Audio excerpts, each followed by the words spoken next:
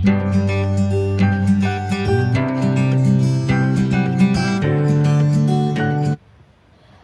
friends, this is Sheetal Naik and welcome to my channel eMaths, where maths made easy. So friends, today we are going to learn grade 8 chapter number 1 rational numbers. So rational number पढ़ने के लिए या फिर समझने के लिए हमें क्या क्या पहले आना चाहिए। तो बहुत सिंपल है। रैशनल नंबर अगर हमें अच्छे से समझना है तो उसके लिए पहले हमें पता होना चाहिए कि नेचुरल नंबर क्या है, होल नंबर्स क्या है, फिर इंटीजर्स क्या है। उसके बाद आता है रैशनल नंबर्स का नंबर। फिर इस चैप्टर में हम सीखने वाले हैं रैशनल नंबर्स के स्टैंडर्ड फॉर्म क्या है, किसको स्टैंडर्ड फॉर्म बोलते हैं, how to compare rational numbers, then how to remove equivalent rational numbers, or how to obtain equivalent rational numbers of given rational number. After that, once we understand rational numbers, then it will be very easy for us to know the properties of rational number. And once we understand the properties of rational number, it is very easy for us to represent rational numbers on number line. तो rational numbers number line पे कैसे हम represent करेंगे वो भी हम देखने वाले हैं। और सबसे बाद में हम देखने वाले हैं what are the operations of rational number. तो फ्रेंड्स, मुझे लगता है आप सब लोगों को अभी समझ में आया होगा कि इस लेसन में हम क्या क्या पढ़ने वाले हैं। एक्चुअली में हम इस लेसन में पढ़ने वाले हैं 1, 2, 3 और 4 कॉन्सेप्ट। पहला, what is mean by rational number, then properties of rational numbers, representation of rational numbers on number line and operations of rational number। ये जो बाकी की चीजें हैं वो हमें कॉन्सेप्ट क्लियर होने के लिए चाहिए। तो हमारा तो मोटो ही है इस चैनल का कि हमें कॉन्सेप्ट क्लियर करना है और फिर ही आगे बढ़ना है। तो फ्रेंड्स, चलो हम सीखते हैं what is mean by rational number. So it will be introduction for the exercise 1.1. So let us learn. So far, children, you all know that what is mean by counting number or natural numbers. Or in another language, we can say that natural numbers are called counting numbers. Okay, friends. तो आपने सब लोगों ने counting अगर की है, बचपन से आप करते आए हो, तो अगर काउंटिंग आपको करनी है तो आप ऑब्वियसली 0 से नहीं काउंटिंग करोगे, आप काउंटिंग करोगे 1 से। तो इसका मतलब है ये जो काउंटिंग नंबर है या फिर जिसको हम नेचुरल नंबर बोलते हैं वो शुरू होते हैं, दे स्टार्ट्स फ्रॉम 1। तो 1 नंबर से वो स्टार्ट होते हैं and you can see there are some dots, it means that they are infinite. तो नेचुरल नंबर अभी सबको याद आए होंगे। What is mean by natural number सबको आते हैं, सबने आपने काउंटिंग किया है, बचपन से आपने पढ़े हैं। तो counting numbers are simply they are called as a natural numbers. So 1, 2, 3, 4, 5 like this set means the set of number और number system in which first number is 1 starting from 1 to infinity. Okay, तो जो ऐसे number है उनको हम natural number बोलते हैं। लेकिन यहाँ पे अगर हमें नेचुरल नंबर चाहिए तो वो बस नहीं है क्या हमें मैथ्स पढ़ने के लिए, तो उसका आंसर है नो। क्यों नहीं? क्योंकि देखो उसमें कुछ लिमिटेशंस है। यहाँ पे देखो 2 into 3 यानी 2 नेचुरल नंबर है, 3 भी नेचुरल नंबर है। लेकिन अगर मैं 2 into 3 करती हूँ, दोनों का मल्टीप्लिकेशन करती हूँ, तो उसका आंसर आता है 6, which is again a natural number। अगर मैंने यहाँ पे 2 + 3, 2 भी नेचुरल नंबर है और 3 भी नेचुरल नंबर है, तो 2 नेचुरल नंबर का अगर मैंने एडिशन किया तो वो फिर से आता है 2 + 3 5, अगेन नेचुरल नंबर। तो हम ऐसा बोल सकते हैं कि अगर हमने 2 और 2 से ज़्यादा नेचुरल नंबर का एडिशन किया तो उसका आंसर नेचुरल नंबर ही आता है, फिर मल्टीप्लिकेशन किया तो उसका आंसर भी नेचुरल नंबर आता है। लेकिन ये जो केस है वो सब्ट्रैक्शन के लिए या फिर डिवीजन के लिए हम क्या बोल सकते हो कि डिवीजन की कंडीशन हम सेटिस्फाई उससे नहीं कर पाते हैं। यहाँ पे आप देख सकते हो, अगर मैंने 22 को अगर 11 से माइनस कर दिया तो आंसर निकालना बहुत मुश्किल है, क्योंकि हम नेचुरल नंबर का जो सब्ट्रैक्शन करते हैं वो पहले नंबर से दूसरा नंबर सब्ट्रैक्ट करते हैं। तो आप जल्दी से बोलोगे कि उसका आंसर है -11, लेकिन -11 जो है वो निगेटिव नंबर, यानी -11 जो नंबर है वो नेचुरल नंबर में नहीं आता। तो वो कौन से सेट में आता है, कौन से नंबर सिस्टम में आता है? इंटीजर्स। तो इसके लिए हमें इंटीजर्स इंट्रोड्यूस करना पड़ा है। फिर ये जो होल नंबर है, होल नंबर और नेचुरल नंबर बहुत सी सिमिलैरिटी है और बहुत छोटा सा डिफरेंस है। देखो, अगर मैंने 4 - 4 यानी कोई भी सिंपल सेम वैल्यू के नंबर अगर एक दूसरे से सब्ट्रैक्ट किए, सपोज मैंने 4 - 4 यहाँ पे लिया है, आप 1000 - 1000 ले सकते हो, हाँ, 2 - 2 ले सकते हो, या 1 - 1 ले सकते हो, कोई भी नंबर लो। तो अगर दो सेम वैल्यू वाले नंबर अगर आप एक दूसरे से सब्ट्रैक्ट कर देते हो तो उसका आंसर 0 आता है। लेकिन ये जो 0 है वो नेचुरल नंबर नहीं है। देखो, नेचुरल नंबर स्टार्ट होते हैं 1 से, उसमें तो 0 नहीं है। तो उसके लिए हमें अनदर नंबर सिस्टम, जिसको हम होल नंबर्स बोलते हैं, वो इंट्रोड्यूस करनी पड़ी है। तो होल नंबर्स के अगर आपने सेट देखे, अगर आपने होल नंबर्स के प्रॉपरली नंबर्स देखे, उसके सब होल नंबर्स के अगर आपने सब नंबर्स देखे उसमें क्या क्या आते हैं, तो आप देख सकते हो कि 1 2 3 4 डैश इन्फिनिटी जैसे नेचुरल नंबर में होते हैं वो सब तो है ही, लेकिन उसमें 0 एडिशनल नंबर है, उसमें 0 एडिशनल नंबर है। इसका मतलब है नेचुरल नंबर ये सिर्फ एक डिजिट से होल नंबर के सिस्टम से छोटा है और वो डिजिट है 0। तो यहाँ पे हम फास्ट देखते हैं। अभी नेचुरल नंबर का जो नंबर सिस्टम है उसमें नंबर्स आते हैं 1 से लेके इन्फिनिटी तक, यानी 1 2 3 4 5 डैश इन्फिनिटी। होल नंबर्स का सेट अगर हमने बोला तो वो आ जाएगा 0 नंबर से 0 1 2 3 4 डैश इन्फिनिटी। इंटीजर्स तो सबको पता ही है, all positive numerals, all negative numerals including 0, यानी नंबर लाइन पे जो हम 0 रिप्रेजेंट करते हैं, 0 all positive numerals and all negative numerals. So these all number includes in integers. So clear everyone. उसके बाद हम जाएंगे कि हमें रैशनल नंबर की ज़रूरत क्यों पड़ी। सपोज लेट्स कंसिडर हमने दो नेचुरल कोई भी नंबर लिए, मैंने यहाँ पे 4 और 5 ये नंबर लिए हैं और उनको ऐसे डिवीजन के फॉर्म में या फिर फ्रैक्शन फॉर्म में रिप्रेजेंट किया है। तो वो रिप्रेजेंट करने के बाद दिखेंगे 4/5।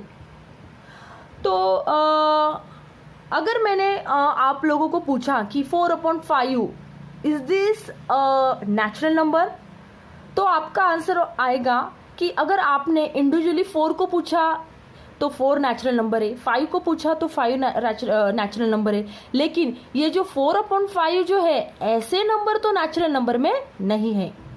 तो क्या होल नंबर में है? नहीं, होल नंबर में भी नहीं है। तो 4/5 इंटीजर्स में है? अरे नहीं, इंटीजर्स में भी नहीं है। तो ये है लिमिटेशन नेचुरल नंबर सेट की, फिर होल नंबर सेट की एंड इंटीजर्स की। तो इसके लिए हमें नेचुरल नंबर्स इंट्रोड्यूस करने पड़े। तो यहाँ पे मैंने थोड़े से रैशनल नंबर यहाँ पे मैंने आपको यहाँ पे लिख के बताए हैं। तो ये है -2/3। तो आप देख सकते हो कि यहाँ पे मैंने कुछ रैशनल नंबर्स के एग्जाम्पल लिए हैं। -2/3, 3/4, -5/7, 1/-11 एक्सेट्रा। अभी तो आपको अच्छे से कुछ ध्यान में नहीं आएगा, लेकिन आपको एक चीज़ अच्छे से ध्यान में आएगी, वो है कि नेचुरल नंबर हम न्यूमरेटर और डिनोमिनेटर के फॉर्म में लिख सकते हैं। इसका मतलब नेचुरल नंबर जो है वो फ्रैक्शन फॉर्म में भी लिख सकते हैं। चलो हम देखते हैं कि ये जो रैशनल नंबर जिसके बारे में अभी हमने पढ़ा है, तो वो असल में है क्या, वो कैसे लिखते हैं, वो अलग कैसे है. So let us learn more about rational number. Rational number exactly होता क्या है वो हम लर्न करेंगे. तो उसके लिए हमें चाहिए definition. Any number which can be expressed in the form of P upon Q, where P and Q are integers and Q is not equal to 0, is called a rational number. यानी कोई भी ऐसा number जो P upon Q ऐसे fraction form में हम लिख सकते हैं. P and Q ये इंटीजर्स हो सकते हैं, लेकिन Q जो डिनोमिनेटर है, P तो न्यूमरेटर प्लेस में और Q है डिनोमिनेटर प्लेस में, लेकिन Q यानी उसका डिनोमिनेटर कभी भी 0 नहीं हो सकता. तो चलो हम कुछ एग्जाम्पल देखते हैं रैशनल नंबर्स के. यहाँ पे मैंने लिए example -1/2.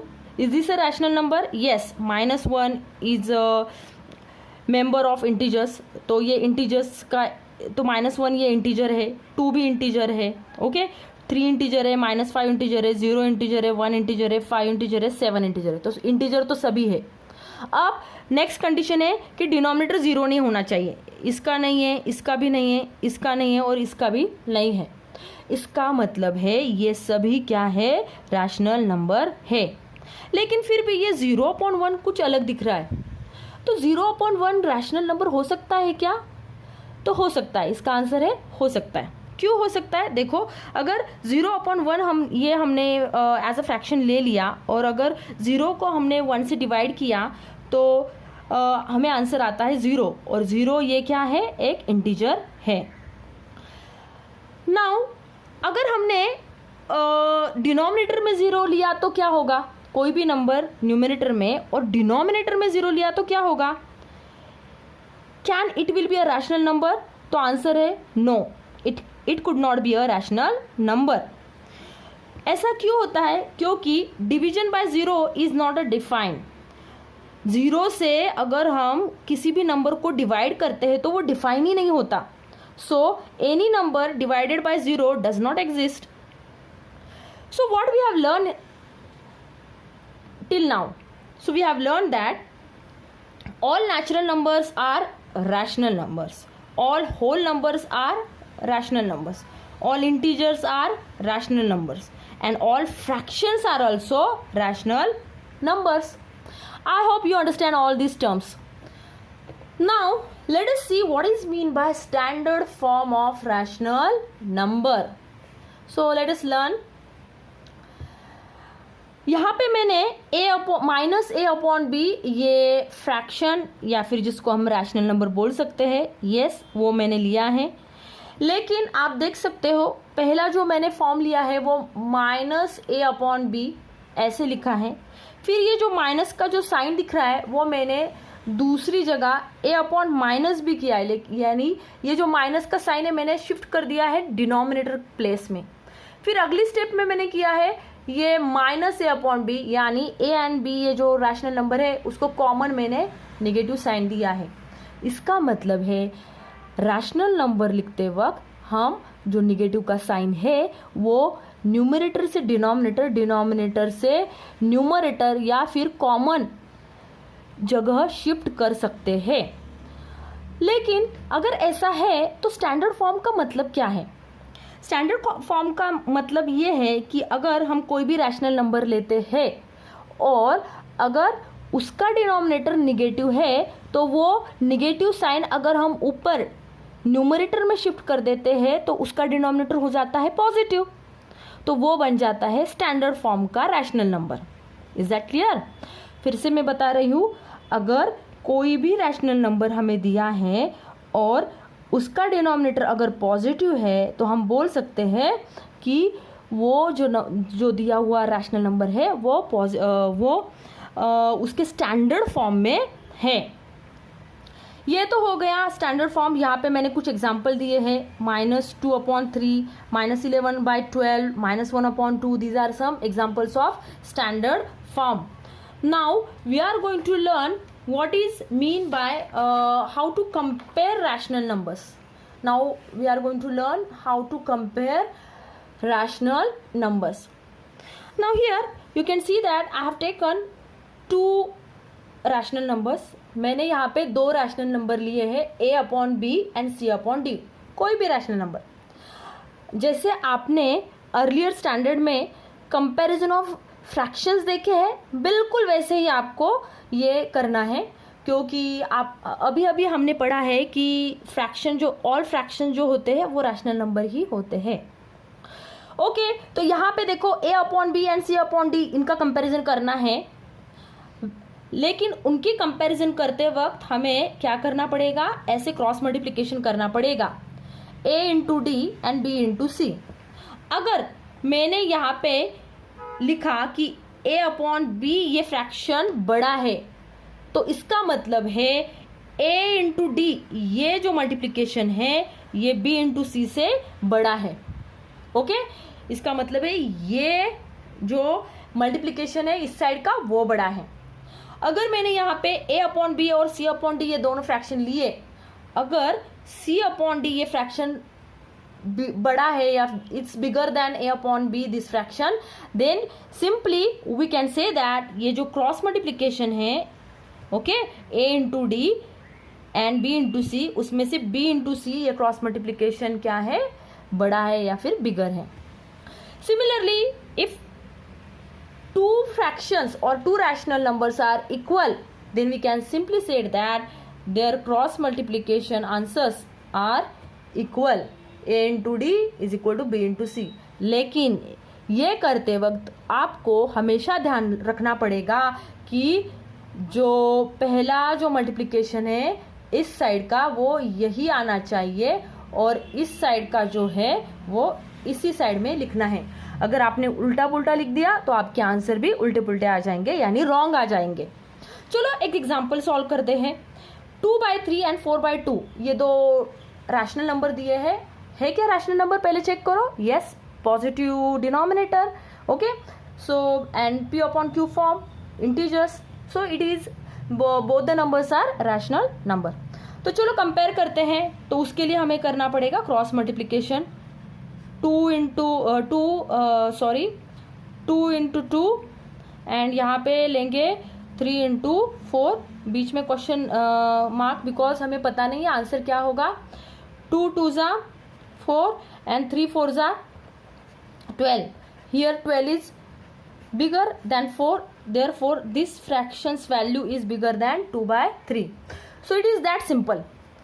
Now let us learn what is mean by equivalent rational number and how can they obtain. तो बच्चों पहले मैं आपको बताना चाहूंगी कि इक्विवेलेंट का मतलब क्या है।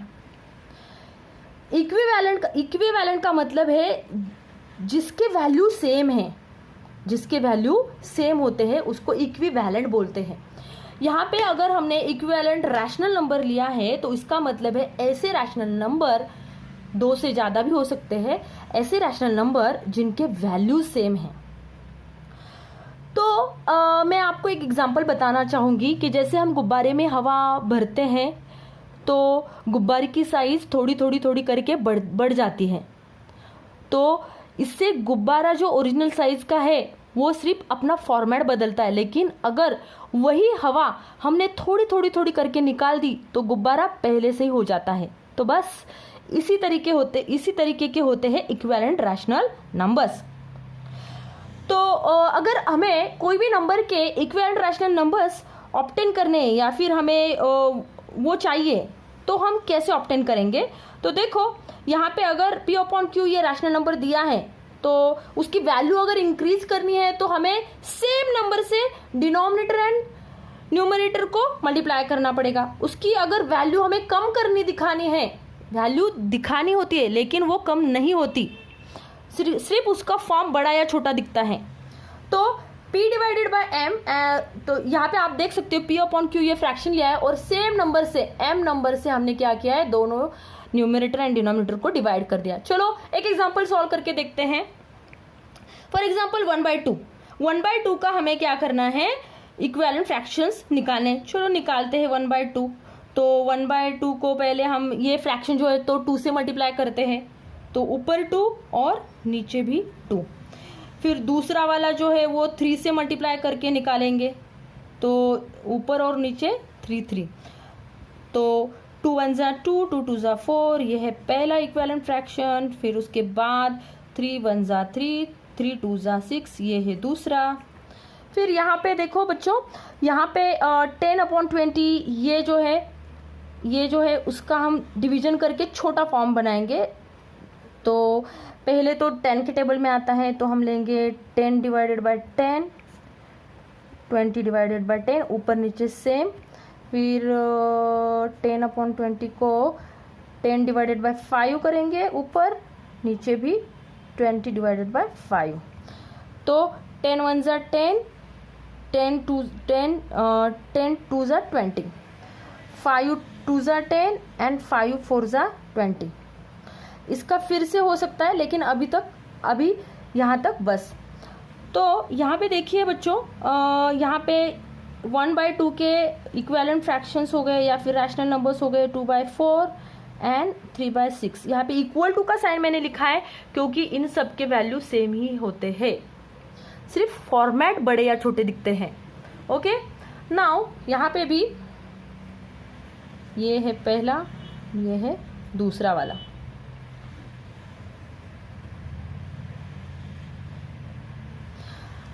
ओके, आज के लिए इतना ही।